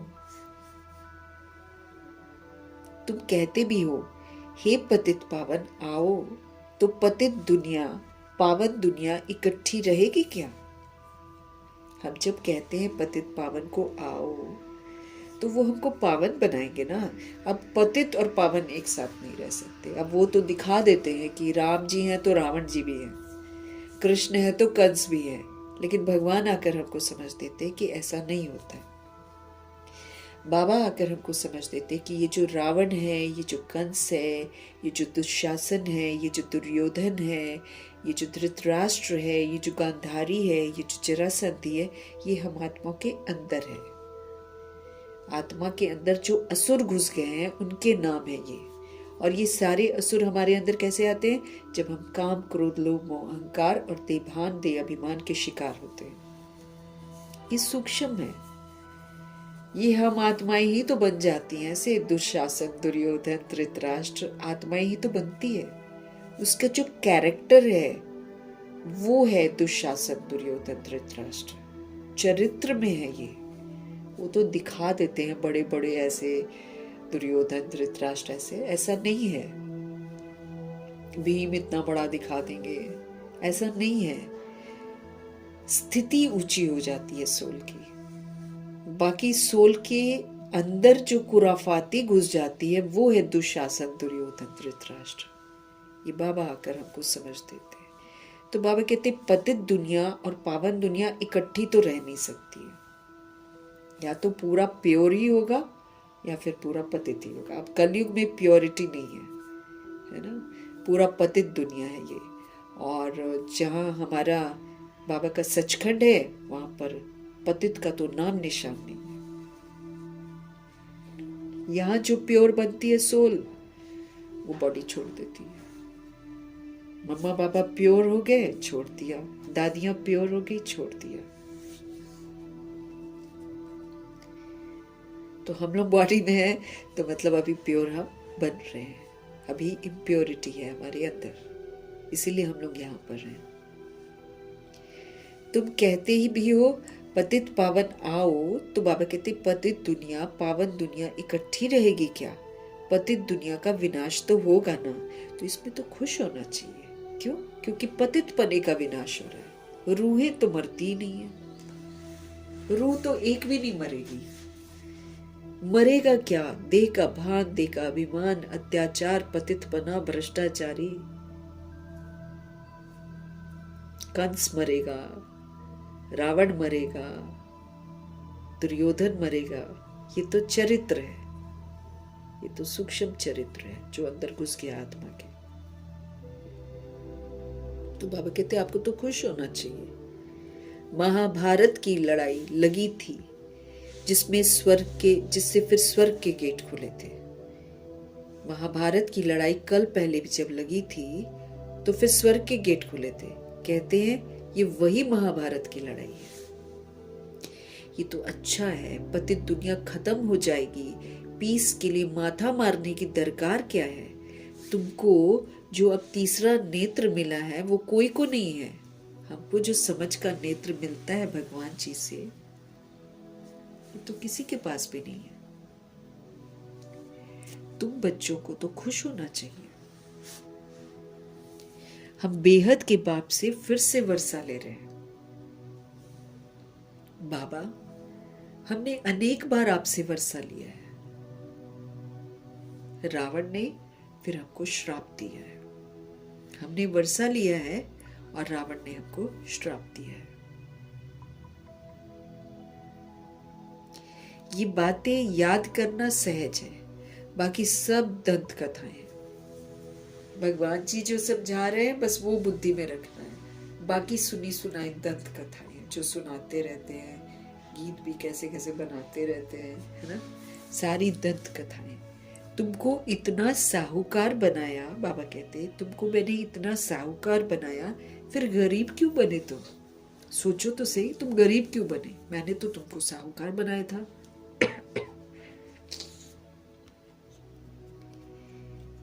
ये सब ड्रामा में पार्ट बजाते बजाते नूंद है। हम जैसे जैसा पार्ट बजाते हैं वो नूंद जाता है, फिक्स हो जाता है। गाया भी जाता है ज्ञान पहले, भक्ति फिर वैराग। अभी सतयुग में ज्ञान की प्रारब्ध है, फिर द्वापर युग से भक्ति शुरू होती है। भक्ति करते करते 2500 वर्ष के करीब जब पहुंचते हैं इंसान निराश हो जाता है, तो फिर उसको वैराग आता है, फिर ज्ञान की तरफ मुड़ता है। तो गाया भी जाता है ज्ञान भक्ति वैराग। भक्ति से वैराग तब हो जब हमको ज्ञान मिले। तुमको ज्ञान मिला तब भक्ति से वैराग हुआ, सारी पुरानी दुनिया से वैराग हो गया। जब बाबा ने आकर समझ दी तो सब चीजों से वैराग आ गया। ये तो कब्रिस्तान है, बाबा कहते हैं। ये तो सारी पुरानी दुनिया क्या है? कब्रिस्तान है। 84 जन्मों का चक्र लगाया है, अभी घर चलना है। चक्र लगा लिया, अब कहाँ जाना है? घर चलना है। मुझे याद करो तो मेरे पास चले आओगे। बाबा कहते मुझे याद करो। अब हम बाबा को याद करेंगे, निखरते जाएंगे, पवित्र बनते जाएंगे, तो फिर हम बाबा के पास चले जाएंगे।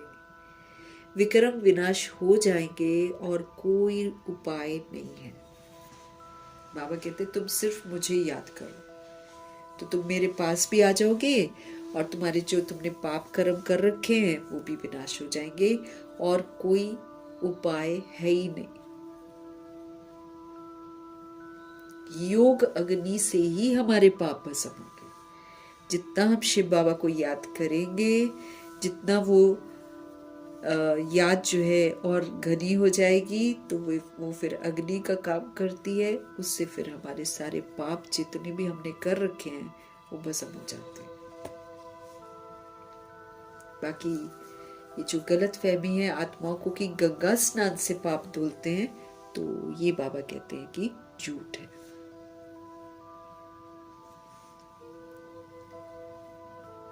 तो बाबा कहते हैं मुझे याद करो तो तुम मेरे पास आ जाएंगे, और विक्रम भी विनाश हो जाएंगे, और कोई उपाय नहीं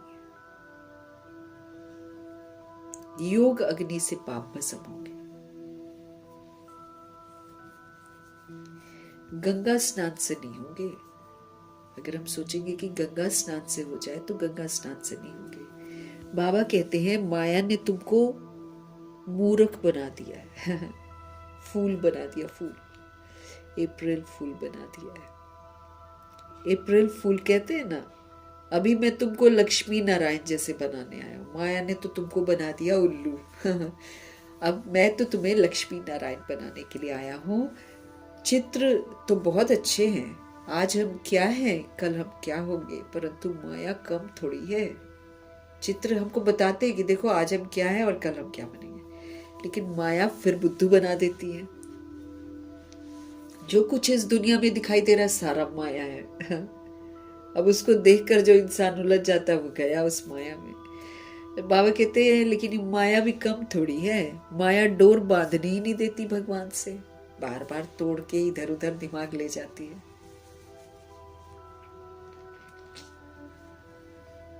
साधन भी निकल आए हैं वैसे, जिसमें इंसान सारा झूठ देखता है और उस झूठ को देखकर सत्य समझकर उसमें उलझा रहता है सारा दिन।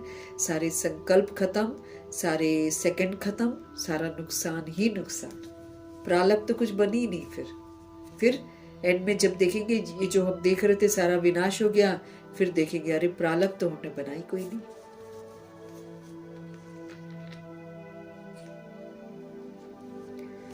बाबा कहते हैं माया जो है कम नहीं है, ये माया डोर बांधनी नहीं देती है भगवान से, खींचातान होती रहती है, टग ऑफ वॉर, रस्सा कशी है ना, एक तरफ रस्सी खींचते वो एक तरफ, कितना मजा आता था उस खेल में। तो ये जो रस्सा कशी का जो खेल है, खींचातान का, ये यहाँ पर चलता है। भगवान जी रोज मुरली पढ़ाकर हमको अपनी तरफ करते हैं, माया जी दुनिया दिखा दिखा कर इधर कर देती है कि तुम दुनिया देखो, सारी माया है। एक सेकंड में बाबा कहते सब खत्म हो जाएगा, एक सेकंड लगेगा, धूल छाई सब।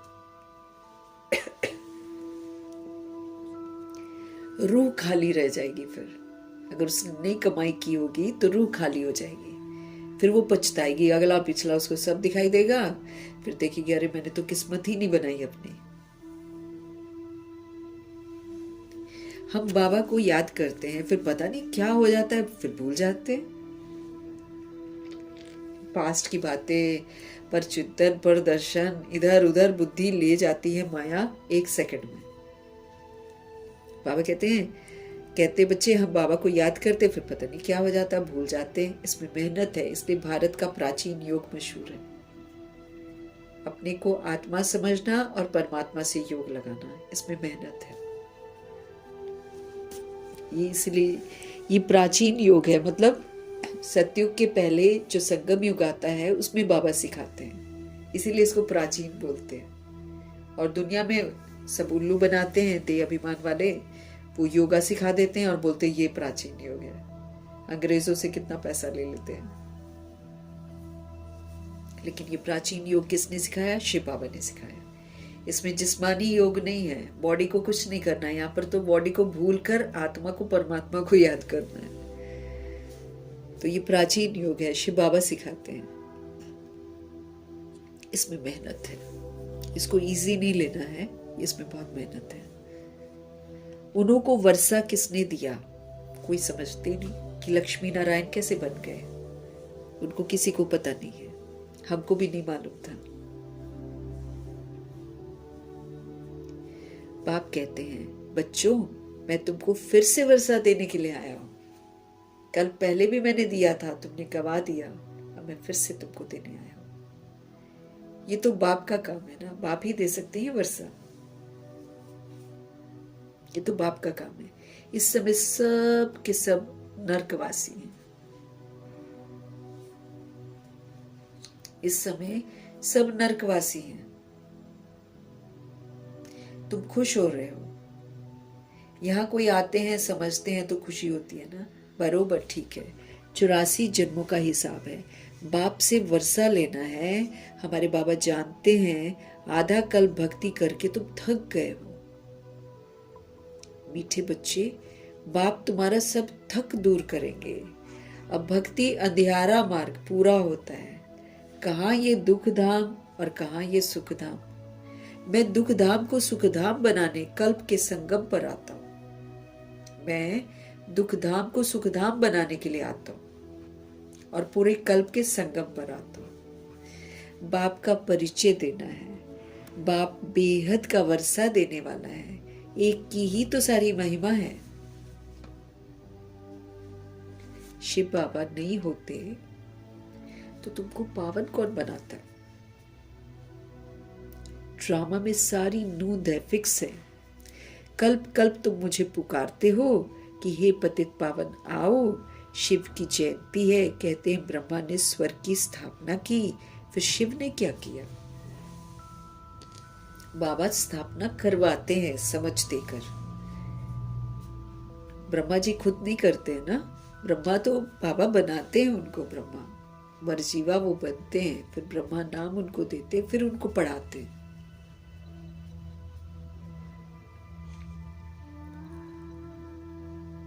कहते हैं ब्रह्मा ने स्वर्ग की स्थापना की, फिर शिव ने क्या किया? जो शिव जयंती मनाते हैं कुछ भी समझते नहीं। तुम्हारी बुद्धि में ज्ञान एकदम बैठ जाना चाहिए। डोर तुम्हारी एक के साथ बांधी है तो फिर और कोई के साथ नहीं बांधो, नहीं तो गिर पड़ेंगे। बाबा कहते तुमने एक के साथ डोर बांधी है ना, तो उसी के साथ बंधे रहो, फिर और कोई के साथ मत बांधो, नहीं तो तुम क्या हो जाएगा, गिर पड़ेंगे। पारलौकिक बाप मोस्ट सिंपल है, कॉम्प्लिकेटेड नहीं है। हमारे शिव पिता परमात्मा ऑलमाइटी अथॉरिटी है, लेकिन बिल्कुल कॉम्प्लिकेटेड नहीं है, एकदम बहुत सिंपल है हमारे बाबा। कोई ठाट बाट नहीं है। हाँ, ब्रह्मा जी का तन लेते हैं, ब्रह्मा जी बिल्कुल साधारणता में आ जाते हैं। ठाट बाट जो दादा लेखराज की थी वो तो छोड़ दी बिल्कुल। कोई ठाट बाट नहीं है। वो बाप तो मोटरों में, एरोप्लेन में घूमते हैं। ये तो बेहद का बाप कहते हैं, मैं तो पतित दुनिया, पतित शरीर में बच्चों की सेवा के लिए आया हूं। इसलिए तो फिर ड्रामा छोड़ता नहीं है जब हम कहना नहीं मानते हैं। तो ड्रामा एक भी हमारी गलती माफ नहीं करता है। क्यों? क्योंकि इतना निष्काम बाप है हमारा, इतना हम पर मेहनत करते हैं, तो ड्रामा देखता है ना कि इतना प्यार करते हैं, इतना मेहनत करते हैं, और बच्चे इनकी सुनते नहीं है, इसीलिए वो पनिश करते हैं।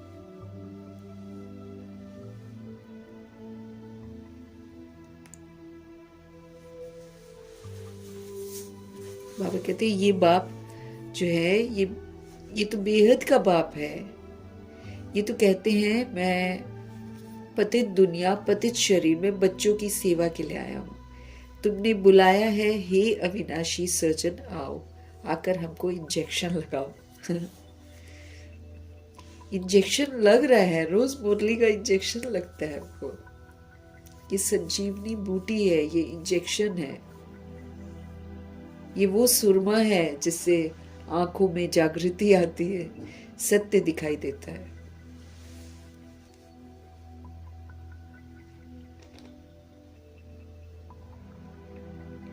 तो अभी हमको इंजेक्शन लग रहा है। बाप कहते हैं योग लगाओ तो तुम्हारे सारे पाप भस्म हो जाए।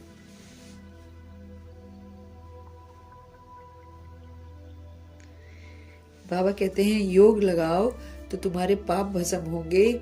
बाप है ही 63 जन्मों का दुख हरता, 21 जन्मों का सुख करता है। 63 जन्म जो हमने दुख कमा रखे हैं, उन दुखों को हरते हैं, दुखों का कारण बताते हैं कि तुम्हारा जिद्दे का अभिमान, तुम्हारे विकार जो तुमने धारण कर रखे हैं, ये है तुम्हारे दुखों का कारण। तो 63 जन्मों के दुखों का कारण बताकर उसका निवारण कराते हैं।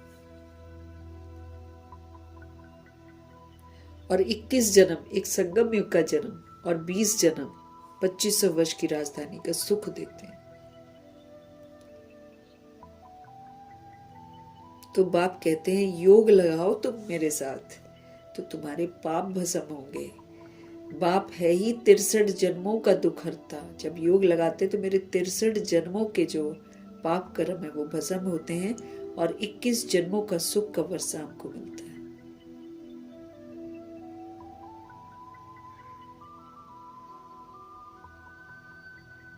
अच्छा, मीठे मीठे सिकिल दे बच्चों प्रति माता पिता बाप दादा का याद प्यार और गुड मॉर्निंग। रूहानी बाप की रूहानी बच्चों को नमस्ते। हम रूहानी बच्चों की भी रूहानी बाप को दिल से, जान से, सिख से, प्रेम से, अदब से, पूरे रिस्पेक्ट से, पूरे रिगार्ड से, प्यार भरी, स्नेह भरी, मोहब्बत भरी नमस्ते और तहे दिल से धन्यवाद है शिव बाबा का। धारणा के लिए मुख्य सार चाहिए। अपनी बुद्धि की रूहानी डोर, अपने बुद्धि की रूहानी डोर एक बाप के साथ बांधनी है। एक की ही श्रेष्ठ मत पर हमको चलना है। हमें अपनी बुद्धि की रूहानी डोर जो है ना, वो एक बाप के साथ बांधनी है, और एक बाप की ही श्रीमत पर हमको चलना है। हम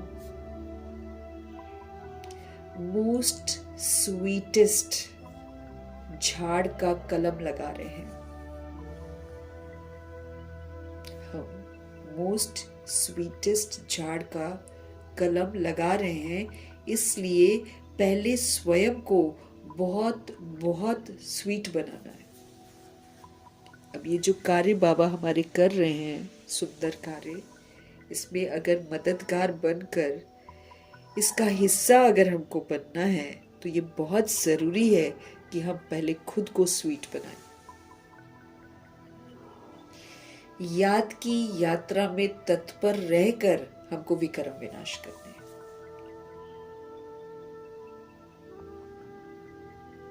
याद की यात्रा में तत्पर रहकर हमको क्या करना है? विक्रम विनाश करने हैं। तो अपनी बुद्धि की रूहानी डोर जो है वो एक बाप के साथ बांधनी है, एक की ही श्रीमत पर हमको चलना है। हम मोस्ट स्वीटेस्ट झाड़ का कलम लगा रहे हैं, इसलिए पहले हमें खुद को बहुत बहुत स्वीट बनाना है। याद की यात्रा में तत्पर रहकर हमको अपने पाप कर्मों को विनाश करना है।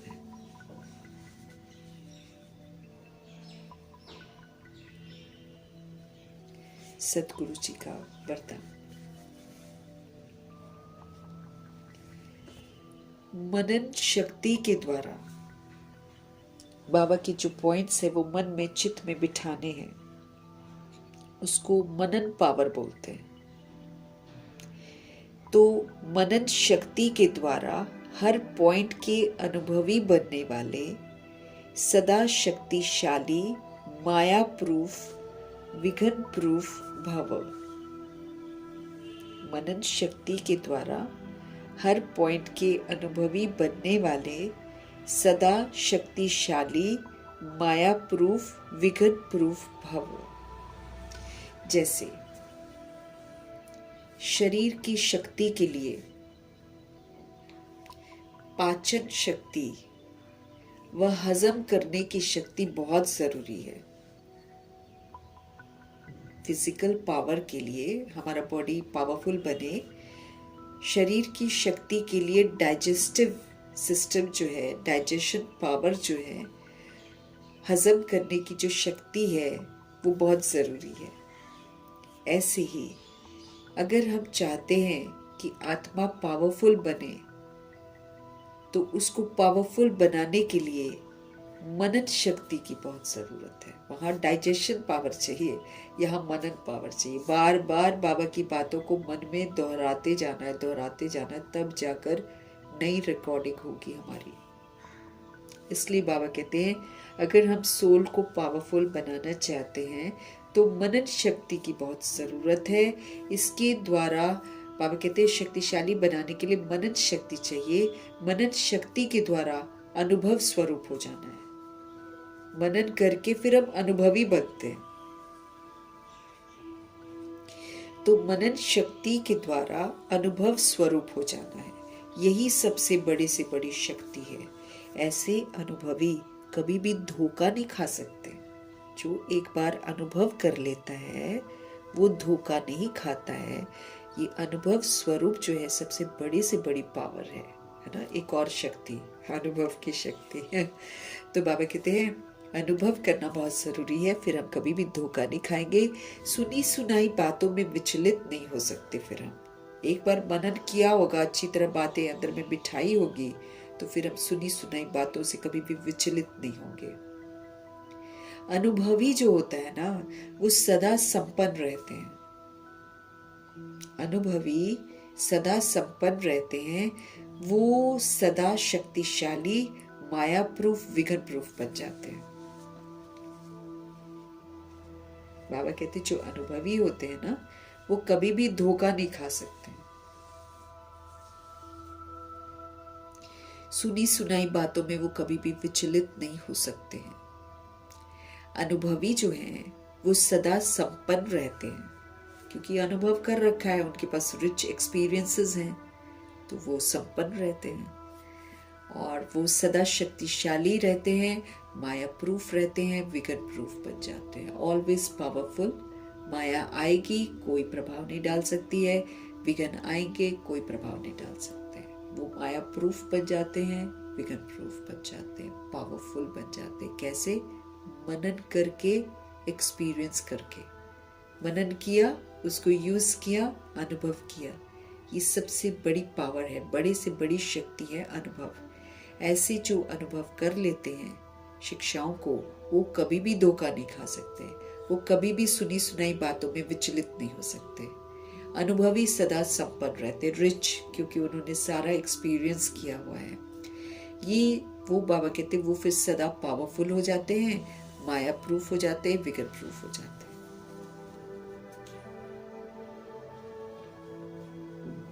वो सदा पावरफुल, सदा विघ्न प्रूफ बन जाते हैं। स्लोगन है, खुशी का खजाना, भगवान से मिला हुआ खजाना। खुशी का खजाना सदा साथ रहे, बाकी सारे खजाने अपने आप आ जाएंगे। खुशी का खजाना सदा हमारे साथ रहे, बाकी जितने खजाने ना, हेल्थ है, वेल्थ है, सब आ जाएगा हमारे पास। हैप्पी रहना है, फिर ज्ञान से भी विस्मृत नहीं होंगे, योग से भी विस्मृत नहीं होंगे, गुणों से भी विस्मृत नहीं होंगे, शक्तियों से भी विस्मृत नहीं। इफ वी आर हैप्पी, है ना, तो खुशी का खजाना अगर हमारे साथ सदा रहे, बाकी सारे खजाने ऑटोमेटिकली हमारी जिंदगी में आ जाएंगे। हमको अव्यक्त इशारे मिल रहे हैं। एकता और विश्वास की विशेषता के द्वारा सफलता संपन्न बनना है। एकता और विश्वास की विशेषता के द्वारा हमको सफलता से संपन्न बनना है। सफलता संपन्न बनने के लिए साधारण कार्य में रहते हुए भी फरिश्ते की चाल और हाल हो। अगर हम चाहते हैं कि हम सफलता से संपन्न बने, तो अगर हम ऑर्डिनरी कर्मा भी करते हैं, साधारण कार्य भी करते हैं, तो उसमें रहते हुए भी फरिश्ते की चाल हो जाए, फरिश्ते का हाल हो जाए। ऐसे नहीं कहो कि क्या करें, बात ही ऐसी थी, क्या करें, काम ही ऐसा था, सर्कमस्टेंस ही ऐसे थे, समस्या ही ऐसी थी, इसलिए साधारणता हमारे में आ गई। किसी समय भी, किसी हालत में भी आपका अलौकिक स्वरूप हर एक को अनुभव हो। बाबा कहते चाहे समस्या हो, चाहे घनी परिस्थितियां हो, चाहे आप कितने भी व्यस्त क्यों ना, आपका अलौकिक स्वरूप हर एक को अनुभव हो। जैसी बात वैसा अपना स्वरूप मत बनाओ। अब टेंशन वाली कोई बात आ गई तो टेंशन वाला फेस बन गया, हाँ, ऐसे नहीं। बाबा कहते हैं जैसी बात वैसा ही अपना स्वरूप मत बना लो। बातें आपको बदलना दे, तब जाकर सबके समीप आप आएंगे और जो एकता का संगठन है ये हो जाएगा मजबूत। मिलकर चलना है ना, तो बातें तो बहुत तरह की आएंगी, लेकिन हमको उसके प्रभाव में नहीं आना है। इसमें है पावर। तो एकता और विश्वास की विशेषता में अगर हमको सफलता से संपन्न बनना है, तो बाबा कहते हैं साधारण कार्य में रहते हुए भी आपकी चाल और हाल फरिश्ते का हो। ऐसे नहीं कहो कि हम क्या करें, बात ही ऐसी थी। ऐसे कभी मत कहना क्या करें, काम ही ऐसा था। ऐसा कभी मत कहना कि सर्कमस्टेंस ऐसे थे, समस्या ऐसी थी, इसलिए साधारणता आ गई। किसी समय भी, किसी हालत में भी आपका अलौकिक स्वरूप हर एक को अनुभव होना चाहिए। कोई परिस्थिति हमको ना बदले, कोई समस्याएं हमको ना बदले, कोई एक्सक्यूज नहीं चलेगा।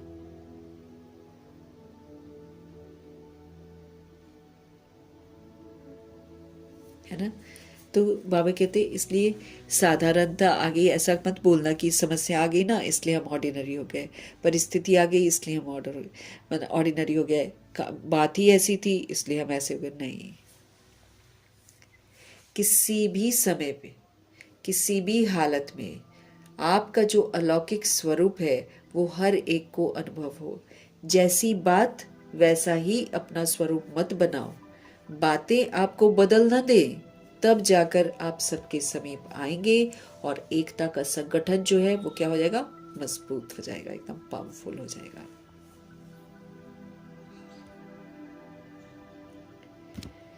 मीठे मीठे परम पिता परमात्मा जी का धन्यवाद करेंगे, ब्रह्मा माँ का धन्यवाद, जगदम्बा माँ का धन्यवाद, कुलसार दादी जी का धन्यवाद, अष्टरत्नों का धन्यवाद, नवग्रहों का धन्यवाद, एडवांस पार्टी की सारी सोल्स का धन्यवाद, बची हुई जितनी भी आत्माएं हैं सबका धन्यवाद, 5 तत्वों का धन्यवाद, ड्रामा का धन्यवाद, प्रकृति का धन्यवाद, माया का धन्यवाद, यमदूत का धन्यवाद, करोड़ों की आबादी का धन्यवाद,